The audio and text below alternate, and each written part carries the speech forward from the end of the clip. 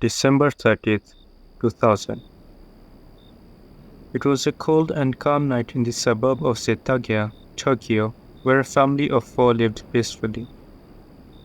The calmness of the night would be shattered by a crime so tragic and heinous that it shocked the entire nation of Japan. It was a crime so brutal and inexplicable that it would haunt investigators for years to come.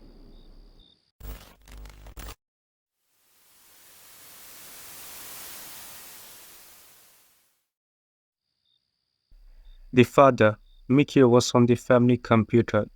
His wife Yasuko was asleep beside their 8-year-old daughter Nina, and their youngest son, 6-year-old Ray, was asleep in his own room. The house was fairly quiet with some noises, creaks, and sounds of the cold night. At around 11:30, a shadowy figure approached the Miyazawa family's home. His steps were quiet and the street was silent. In the dim light, he approached the bathroom window of the second floor and cracked it open. Once inside, he made his way to the little boy Ray's room, who had been sound asleep. The intruder, without any delay, started attacking and strangling the young boy with his bare hands. The boy tried resisting the attacks, and during the commotion, several thuds were heard. Mikio got alarmed by these abnormal thuds and made his way to check on his son. As Mikio was turning the corner to go upstairs, he was ambushed by the intruder, and soon enough a fight broke out. In an instant, the intruder stabbed Mikio before he could react, and the blood loss weakened him and gave the intruder the upper hand. In the commotion, Mikio was stabbed a few more times before a deadly blow was delivered to his skull. 2 of the 4 family members were down. The intruder then made his way around the house until he confronted Yasuko and her daughter, who were asleep. The intruder started attacking them both, and in an instant, Yasuko realized the severity of the situation and quickly grabs Nina and runs away from the intruder. She would have survived if not for the wounds she faced on her face and neck, which drained her energy. The intruder soon caught up to them and mercilessly killed both of them. In just a span of 10 minutes, an entire family was taken out by someone who to this day remains unknown. It is not known whether the mysterious figure knew the family and targeted them, or if it was a random encounter.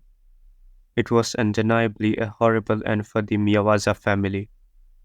But the bodies would only be discovered the next day at around 10 a.m. when Mikio's mother Setsuko arrived at the house for a normal visit.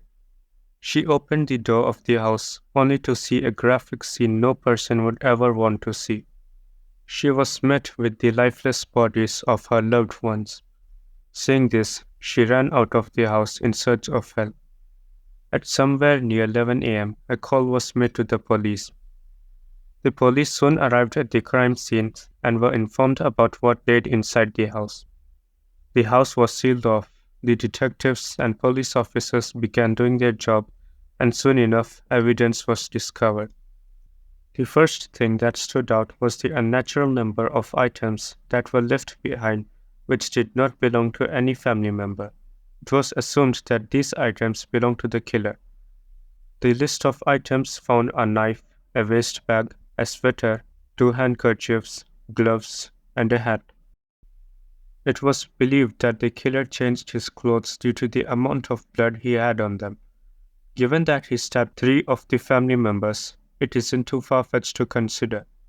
The evidence left behind indicated that the killer wasn't in a rush to leave after the crime. He slowly made his way to the kitchen, where he had a feast of several cups of ice cream and some tea. He also treated his wounds from the bandage he found in the kitchen. The killer made his way to the family's storehouse, where the family kept documents and some other important paperwork. The killer went through the family paperwork and ended up taking some files. He went to the bathtub and dumped some files inside it, and then he took a bath. He also dropped Mikio's wallet, keys, and other stuff in the bathtub. After that, he did not even flush the bathtub and proceeded to carry out his other activities. After that, he proceeded to the family's computer, the same one that Mikio was using, and connected to the internet.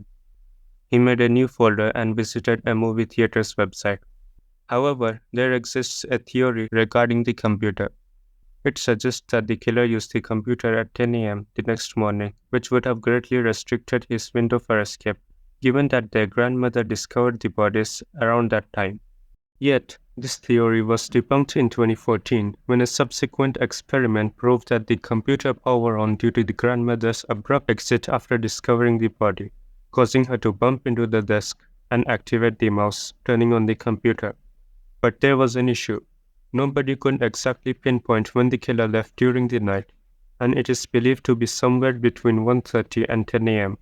Because of the time gap being huge and no witnesses, and the house being in a remote area, made the case very difficult to solve. However, the biggest challenge wasn't the lack of evidence, as the police had nearly everything they needed to apprehend the killer, surpassing any expectations. They had a variety of evidence, ranging from his fingerprints, saliva, blood, and DNA. The police wasted no time and determined the killer's ethnicity. DNA analysis revealed his maternal lineage traced to the Mediterranean region, while his paternal lineage was speculated to be either Korean or Japanese. He was also found to be having type A blood, and physically, the killer is believed to be around 170 centimeters tall and of thin build. The police estimate the killer was born between 1965 and 1985 and was 15 to 35 years old at the time of the incident.